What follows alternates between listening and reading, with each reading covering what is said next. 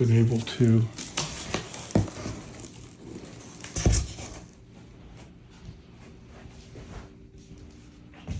open it, and it consists of several boxes and a set of directions.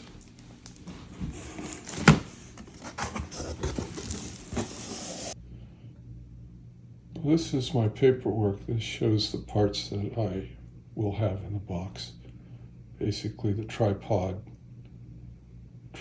stand, auxiliary cable, AC adapter, the Origin telescope tube, and the mount. This is my packing list. I bought this from High Point Scientific. Kudos to High Point. During the process of waiting for this device, they kept me informed, and I feel like they got it to me pretty quickly. I suspect these two boxes must contain cables.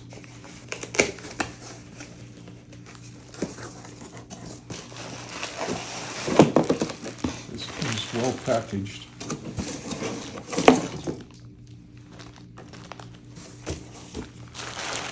So this says a Celestron adapter. So it's a 12-volt DC adapter and cable. But basically, this box is empty. It's just a filler box.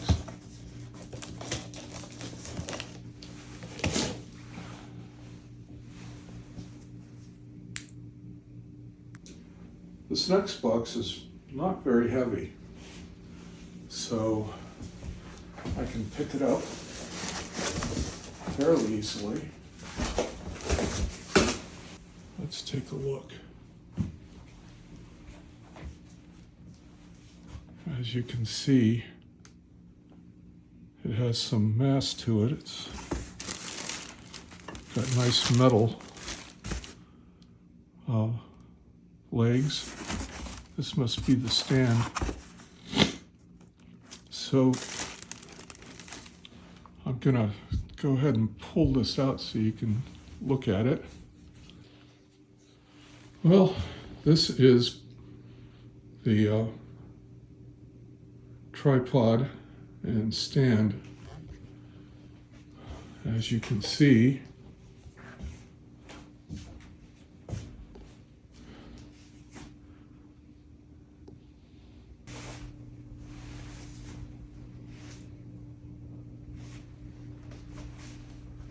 let's take a look at the top.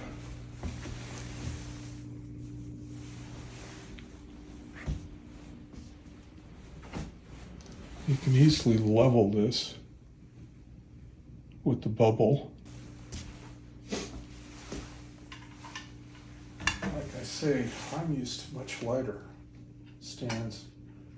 This has a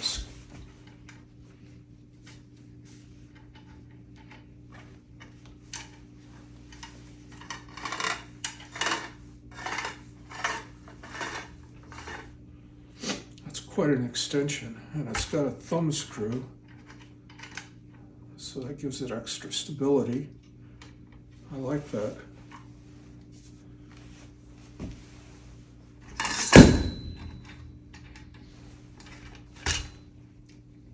I'm gonna pull it all the way out so you can see the height.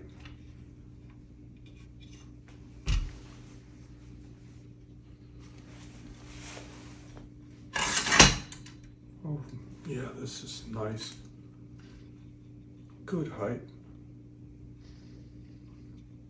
I can see, and it is really secure. Very sturdy.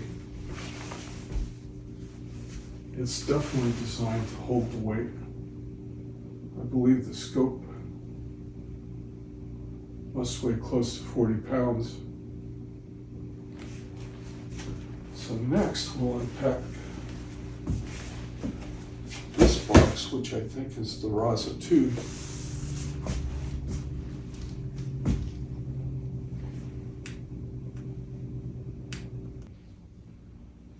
Okay, this I believe is going to be the tube, Raza 6.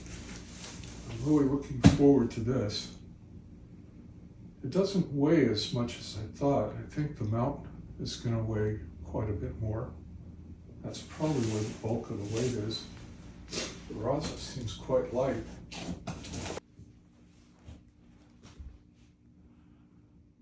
That is stunning. It's beautiful. I have to really compliment Celestron on the engineering. Look at that. It's just gorgeous.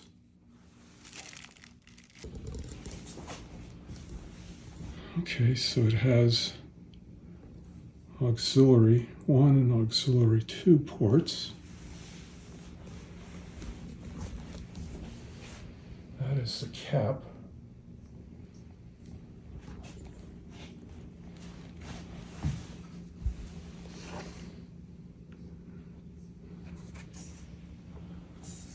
Looks like it has cooling vents.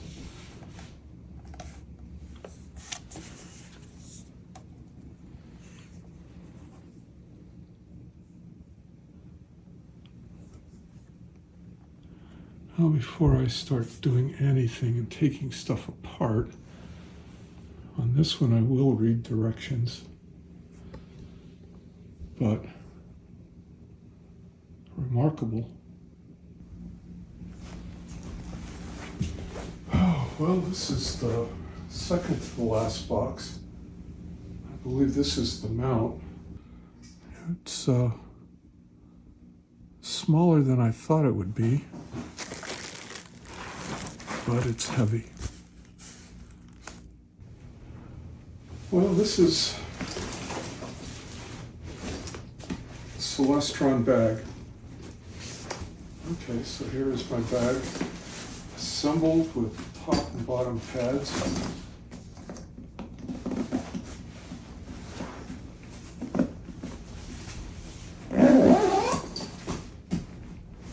And let's attach the shoulder strap.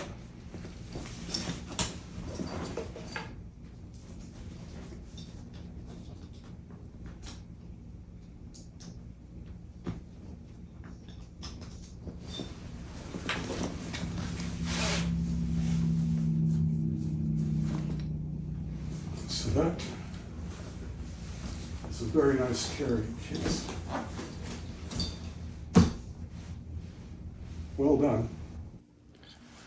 Okay, so this is basically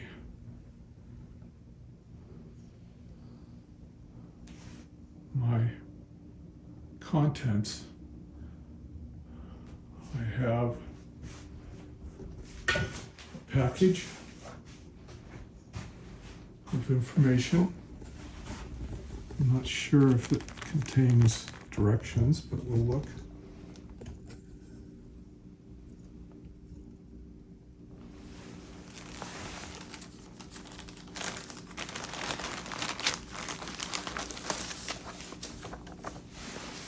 So it does come with a manual.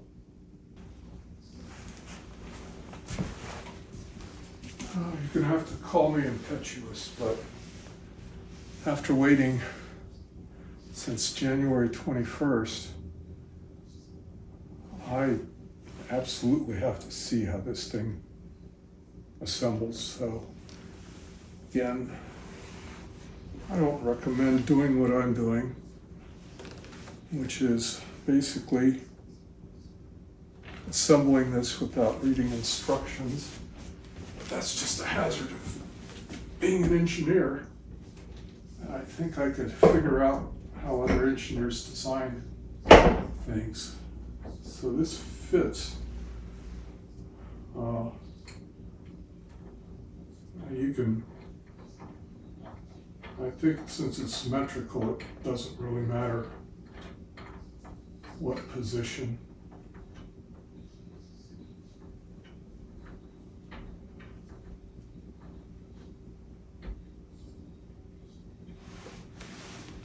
I fit this on.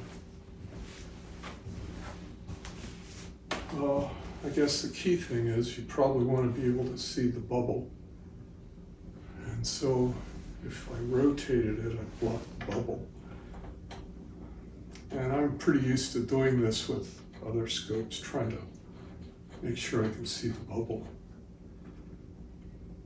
But we have these 3 screws that actually mount the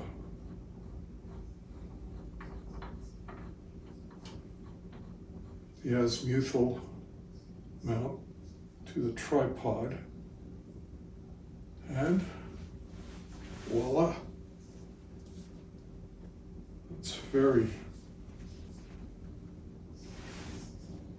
very secure. Now the trick is putting the rods on, and this one I'm going to read the instructions. I think basically the thing you want to do is I followed attaching mount to tripod. So that I have done. Now the next thing is attaching the origin tube to the mount. And this seems straightforward, but what you want to do is unlock the altitude clutch by loosening the black altitude clutch knob. So this is the altitude. So I tighten that. Let me show you. Again, being an engineer, this is what you loosen up, and you make sure that's in the down position. This is my quick release right here. So the quick release is correct.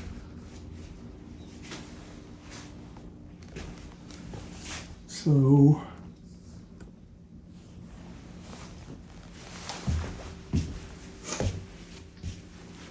now I should be prepared I will be prepared now to mount the Raza. All right, what it says is step 4, slide the origin tube into the quick release slot on the back side of the origin.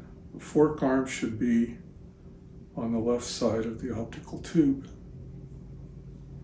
So if you look at the tube,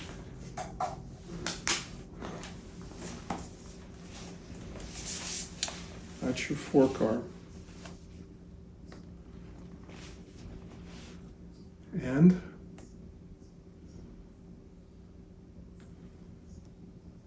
I don't know if it has a direction. Let me see. Yeah, I think it does. What you want is for the back of the tube here, where you have your auxiliary attachments, to actually face the side of the mount. And I'm going to rotate the mount for you so you can see. Oh, this mount's heavy. Oh, I can see where this is going to be a struggle. You can see I have these auxiliary 1 and 2 ports here. So the idea is that when I mount this, these auxiliary ports basically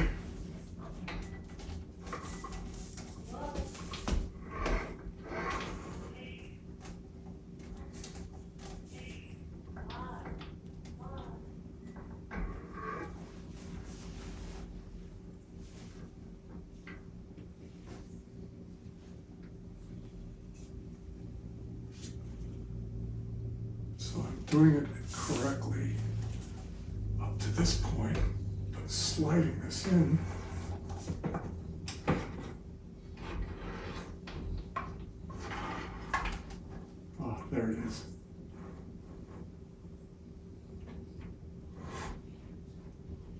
assuming you got to keep a good grip on this until you are absolutely certain you've tightened it. There we go.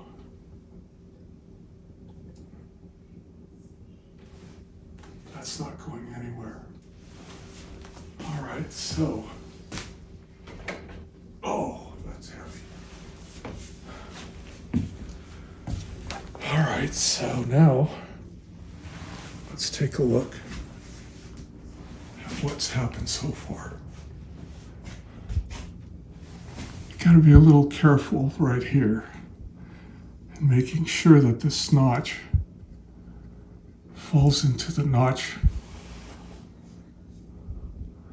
that this attachment, quick release attachment, tightens onto. If you do that, when you tighten it,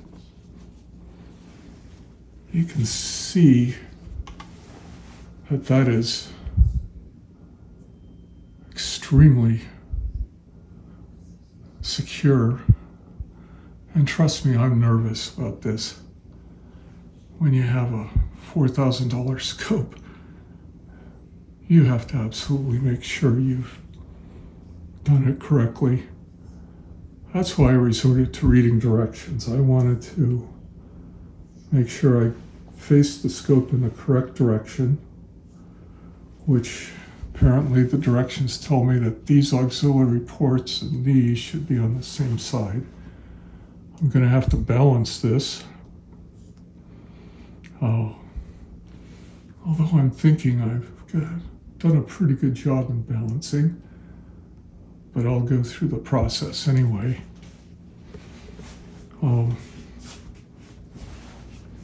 So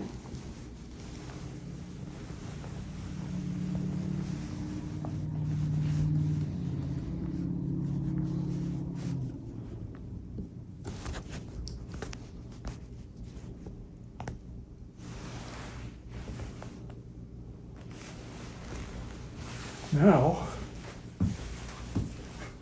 what happens is I read the directions, and it tells me that I plug auxiliary cable from the port on the back of the origin tube, the auxiliary port on the narrow side of the mount. So these are the ports.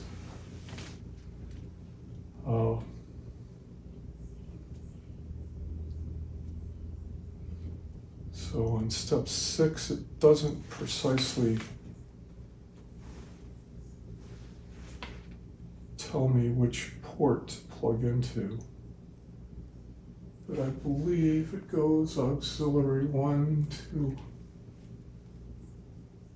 it looks like auxiliary 2.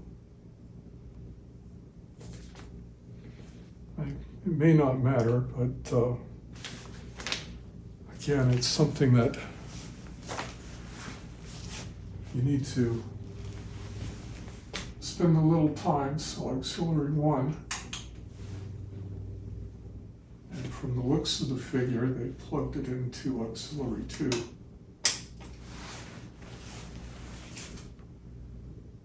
So that looks to be, I don't know if you could see this picture. That's how I have it set up.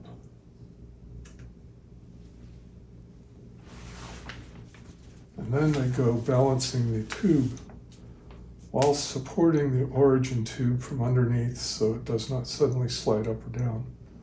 Loosen the altitude clutch knob and carefully release the tube. If your origin is properly balanced, the tube should remain in a horizontal position. Okay.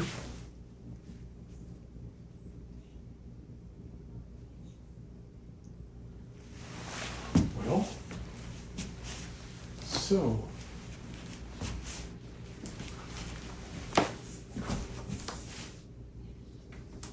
this is my altitude clutch, and you can see it doesn't remain in a horizontal position.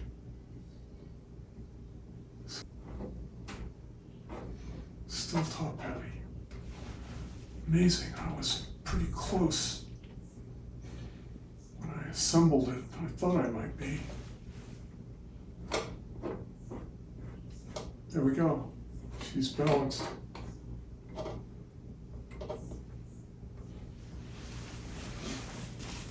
I can tell you in the field, this is also going to be a little bit of an issue. Wish I had 3 hands. I'm sure you can do this in the field by yourself. However, I would suggest bringing a friend when you're dealing with a scope this expensive. It's easy to make a mistake, and if you drop it, you'll be heartbroken.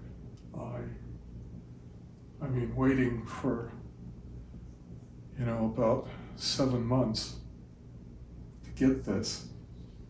Last thing I ever want to do is make a careless mistake and damage it. And I know in the field when you're in a hurry, because you only have so long to view, you can make mistakes. That's easy to do.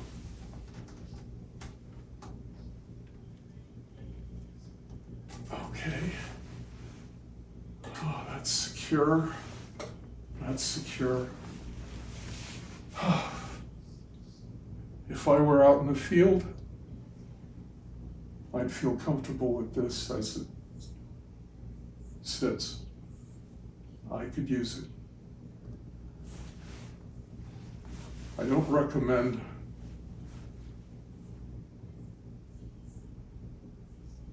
a lot of things with this scope. I could see issues. I know technically you can put this together in the field. Personally, I think you're best off assembling it on a flat surface. And it would be good to have a friend with you to make sure you don't make a careless error. Somebody should really be holding the scope. I don't like holding it one-handed. It can be done like I have done here, but a little careless error on this could be very bad. The other thing that I find interesting is setting up the tripod. Again, I can see problems where you get the fumbles in your dropping this washer or thumb screw, losing it in the grass or something. And at night, that could be a nightmare. I simply would not want to do that. I'd have that already assembled, and I'd take the legs and reduce them, and then I'd extend them at the field.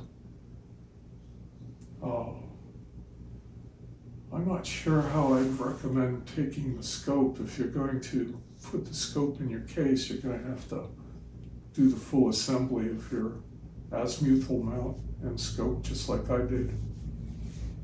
I don't see a way around it. Now, for home use, I am not going to take this apart. Oh, man. It's going to be a task, but I'm going to have to deal with carrying this whole thing out.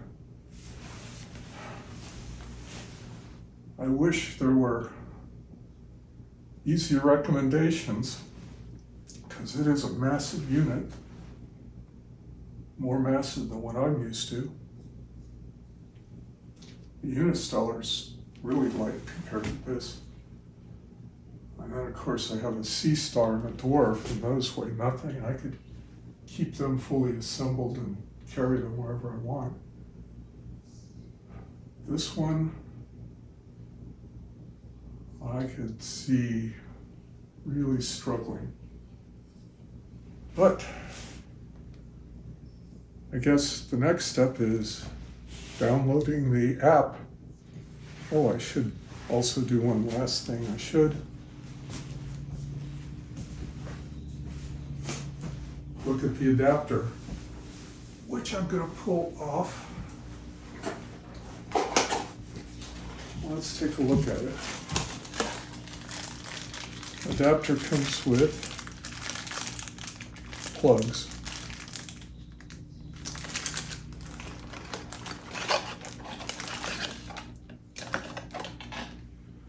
So depending on where you're at, you have a plug that matches your specific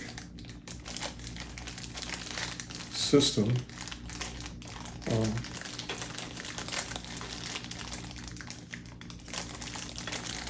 Now, since I have traditional US plugs, I have a two-prong straight plug setup.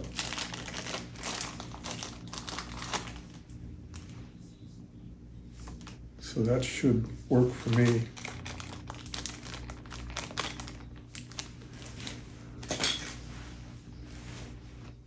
Okay, there we go. There it is, nice and tight and locked. So that's my plug. Every criticism you've heard about the scope being heavy is factual. It is heavy. It's about 60 pounds. Well, I guess it's time to open up the Celestron aperture to see what's inside. So I got a twist, pull, packing.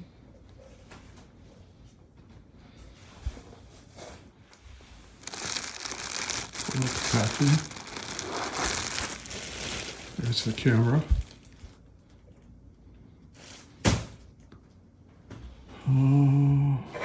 Cable. So cable has to be plugged into camera.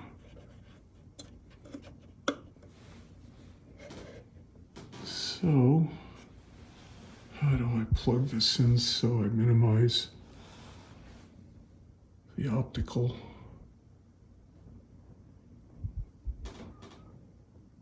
Well, you can see that the image is in there.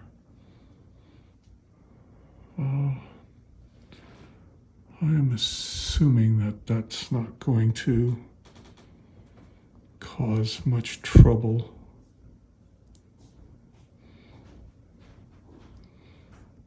We'll try it from there, and I'll probably look up and see whether or not I'm doing this incorrectly. It's going to be a lot of work, but I'll show you my setup. I've got two areas where I set up, front yard, backyard, and I have different views of the sky. But basically, this is the power button right here. There's a piece of tape over it. As far as I can tell, this just protects the power button. I don't think it serves a purpose. This is my power supply. So if I turn on AC, the AC kicks on. You might be able to hear the fans going.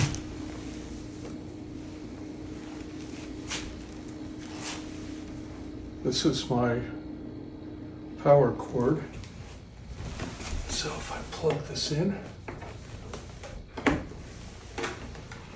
and I plug this into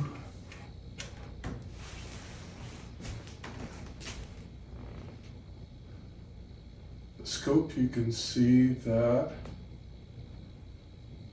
this is glowing red, so I'm assuming it's getting power. Turn it on, you can hear the fans kick on.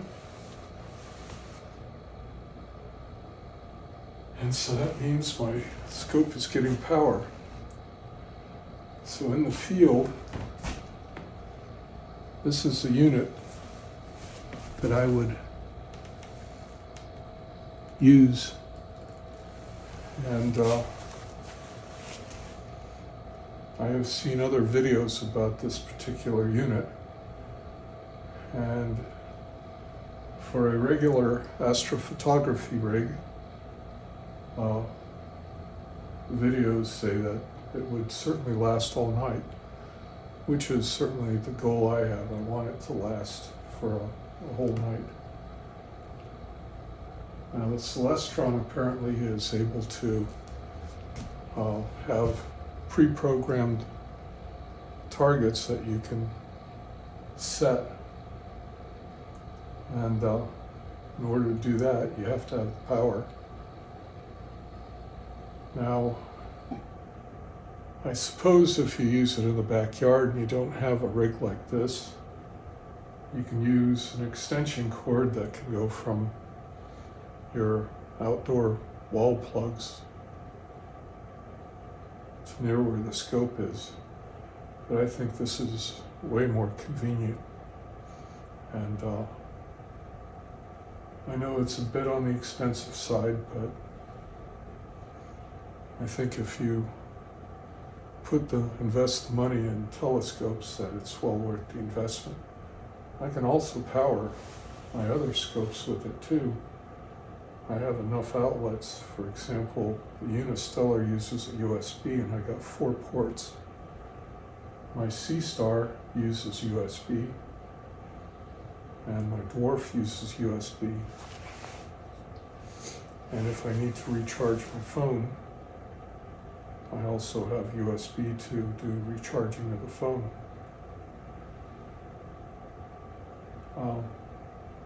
So basically, I am pretty much set then to try this out, and hopefully we'll have a clear sky tonight. Download the Celestron Origin app from either Google Play or Apple apps. When you open the app, Celestron has a quick start guide which is very simple to go through.